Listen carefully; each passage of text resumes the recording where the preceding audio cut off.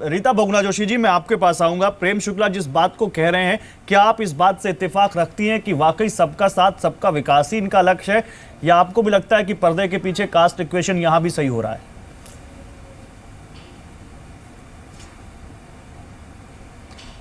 देखिए, जिस तरह से इस समय भारतीय जनता पार्टी उत्तर प्रदेश में तैयारी शुरू कर रही है, वो निश्चित रूप से सांप्रदायिक और जातीय आधार पर अपने वोट को बटोरने की कोशिश कर रही है।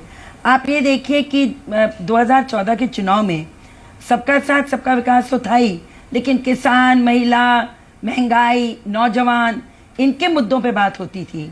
अब ये क्या हो रहा है, देखिए इन्होंने जो प्रदेश अध्यक्ष बनाए वो भी जाति समीकरण देख के बनाया गया। अपना पुराना जिन्होंने बहुत काम किया था लेकिन ब्राह्मण थे तो उनको हटाकर ये अति पिछड़ा लाए हैं और अब दलित के घर में भोजन कर रहे हैं। पिछले चुनाव में इन्होंने वल्लभ भाई पटेल के नाम के आधार पर इन्होंने पिछड़ों का वोट बटोरने की, कुर्मियों की वोट बटोरने की कोशिश की थी। तो ये तो सीधे सीधे अपने हर वादे पे मुंह के बल गिर चुके हैं। इन्हें मालूम है कि अपनी उपलब्धियां दिखाकर हम नहीं वोट बटोर सकते। अगर ये सचमुच यूपी का चुनाव जीतना चाहते, प्रेम शुक्ला जी, मैंने आपके बीच में नहीं बोला था, प्लीज इतना सम्मान तो रखिए। तो इनको, अगर इनको ये चुनाव सचमुच सियासी रूप से लड़ना था, राजनीतिक रूप से, तो इन्हें कहना चाहिए था, देखो हमने केंद्र में ये किया, आपको ये वादे किए थे, ये पूरे किए, इतना रोजगार दिया, इतनी महंगाई कम की, इतने हमने इंडस्ट्रीज लगाई, अर्थव्यवस्था ठीक की, अब यूपी हमको दीजिए, हम ठीक करेंगे। वो तो बोल नहीं सकते। मोदी जी ने फैजाबाद में फिर फैजाबाद में सांप्रदायिक तरीके से अपने एक सहयोगी संगठन को लगाकर वहां पर इन्होंने जिस तरह का अभी कारनामा किया, जिसमें आतंकवाद के लड़ने के बहाने से और एक समुदाय को टारगेट करने की कोशिश की, और अब ये कर रहे हैं। दंगों की स्थिति बन रही है। फिर से आप देखिए दादरी का मामला गरमाया जा रहा है।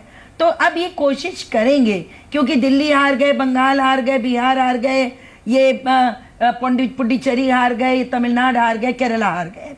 अब इतनी जगह हारने के बाद असम जीत गए, बता दीजिए। इनको लग रहा होगा कि यूपी भी हार गए तो कह रहे हैं असम भी जीत गए, वो कह रहे हैं असम जीत गए, ये बता नहीं रही है। अपनाएंगे, लेकिन इनके हथकंडे को यूपी नहीं फंसेगी हथकंडों में। रीता बहुगुणा जोशी जी, प्रेम शुक्ला कह रहे हैं असम जीत गया, वो आपने जिक्र नहीं किया इसमें। भारत होने के करीब है। आप पूछिए।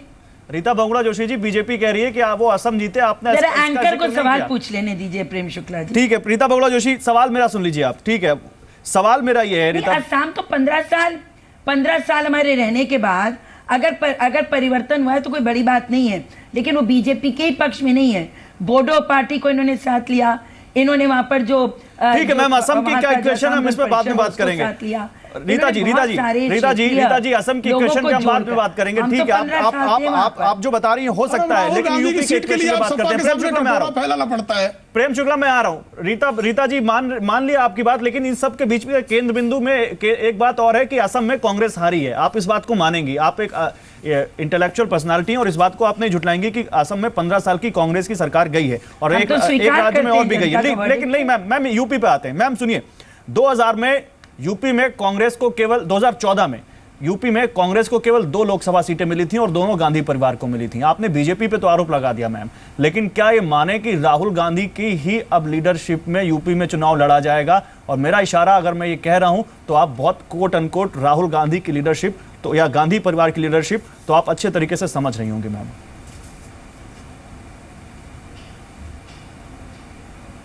निश्चित रूप से लड़ा जाएगा। हम लोगों ने तो सुझाव दिया है कि तत्काल उन्हें राष्ट्रीय अध्यक्ष बना दिया जाना चाहिए। किन्हें बना दिया जाना चाहिए? नेहरू गांधी परिवार की हमेशा से कर्मभूमि रही है। राज्याध्यक्ष बना देना चाहिए? कोई भी चुनाव हो तो नेहरू गांधी परिवार के छत्र छाया में राहुल गांधी को राज्याध्यक्ष बना देना चाहिए। लीडरशिप में होता है।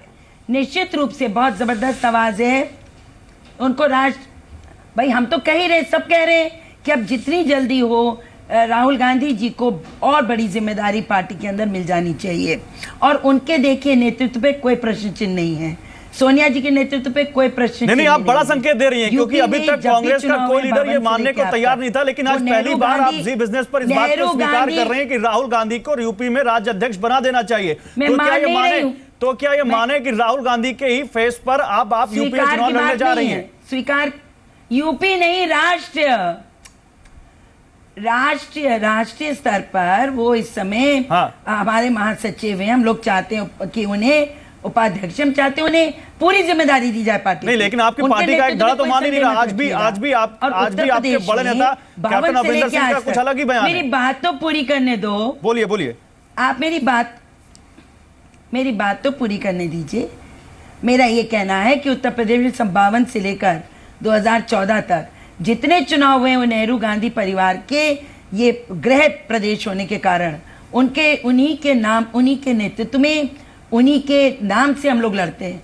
तो हमारे नेतृत्व में कोई बदलाव का सवाल नहीं है। प्रदेश स्तर पर नेतृत्व निर्मल खत्री जी के पास है, अब इसका हमारे महासचिव है, तो ये बात अलग है, इसको छोड़ दीजिए। कांग्रेस की आप वोट बैंक की भी बात मत कीजिए। ये जनता ऐसी है जो कि परिस्थिति अनुकूल वोट डालती है। चलिए, जनता ऐसी है जो परिस्थिति अनुकूल वोट डालती है। और क्या लगता है कि देश में फिलहाल कितनी सीटें थी? यूपी का तो 2017 में पता चल जाएगा, लेकिन देश में जहां चुनाव हुए वहां कांग्रेस के लिए परिस्थितियां ठीक नहीं थी। और यूपी का संकेत क्या इससे मिलता है? सवाल ये भी है मैम, मैं आपके पास आऊंगा, लेकिन पंखुड़ी पाठक मैं आपके पास आऊंगा, क्योंकि सरकार इस वक्त समाजवादी पार्टी की है। क्या इस बार का चुनाव बीजेपी वर्सेस समाजवादी पार्टी होगा या बीजेपी वर्सेस बीएसपी होगा, या कांग्रेस भी आपको कहीं पिक्चर में दिखती है? पंखुड़ी। देखिए, अगर आप बीजेपी की खुद की बात सुने तो अमित शाह जी ने कहा कि उनका डायरेक्ट कंपटीशन समाजवादी पार्टी से है। तो ये बात तो जग जाहिर है कि जो विकास कार्य समाजवादी पार्टी ने किए हैं अपने 5 साल के कार्यकाल में, तो उसको लेकर सबसे ज़्यादा खतरा समाजवादी पार्टी से ही माना जा रहा है। कांग्रेस की जहाँ तक बात है, कांग्रेस का कोई वजूद उत्तर प्रदेश में अब रहा नहीं है। और प्रशांत किशोर जी को भी लाने की कोशिश की गई, लेकिन ये देखा कि किस तरह से खुद वो परेशान होके वहाँ से, एक तरह से आप कहेंगे कि उत्तर प्रदेश छोड़ने तक की उनकी नौबत आ गई। वहाँ के खुद के जो नेता थे उन्होंने कोऑपरेट उनके साथ नहीं किया। तो कांग्रेस के साथ तो किसी भी तरह का कंपटीशन है नहीं। अब जब बीजेपी की बात आती है तो बीजेपी की जो जिस तरह की राजनीति, मैं बीजेपी की बात करता हूं, लेकिन रीता जी, बड़ा आरोप है पंखुड़ी पाठक का समाजवादी पार्टी का कि प्रशांत किशोर भी कांग्रेस को संभाल नहीं पाए हैं यूपी को। बोलिए रीता जी। देखिए सपा और भाजपा ये दोनों मिली हुई कुश्ती लड़ते हैं। ये फिर वही देखिए बात, भाजपा कह रही सपा से लड़ाई है, सपा कहेगी भाजपा से लड़ाई है, ताकि फिर से वही सांप्रदायिक ध्रुवीकरण की बात आए और इनके वोट बैंक दोनों जगह क्रिस्टलाइज करें। जब कांग्रेस से लड़ाई नहीं है तो कैसे कह दें? लेकिन यूपी कांग्रेस पिक्चर में नहीं है कहीं। कांग्रेस को अभी तक कांग्रेस का नेता फाइनल नहीं है। प्रशांत किशोर जी कहते हैं कि प्रियंका गांधी को लाया जाए, कभी कहते हैं शीला दीक्षित जी को लाया जाए। तो आपका तो अभी लीडरशिप भी कहीं पर फाइनल नहीं है। उन्होंने, इसमें आपको क्या प्रॉब्लम है, वो हम सॉर्ट आउट करेंगे। लेकिन सवाल यहाँ ये है कि यूपी में समाजवादी पार्टी की कानून व्यवस्था जर्जर है। नहीं, हमें प्रॉब्लम नहीं है, लेकिन जनता जानना तो चाहती है कि नेतृत्व कौन कर रहा है पार्टी का। माफ कीजिएगा, इंफ्रास्ट्रक्चर को थोड़ा छोड़ दीजिए तो बाकी क्षेत्रों में आपकी उपलब्धियां इतनी नहीं है कि आप वापस पावर में आ सकें। तो यहाँ पर लोगों को ये सोचना, मैं तो आपने क्रेडिट दे दिया रीता जी, जितना भ्रष्टाचार, इंफ्रा पे तो आपने क्रेडिट दे दिया।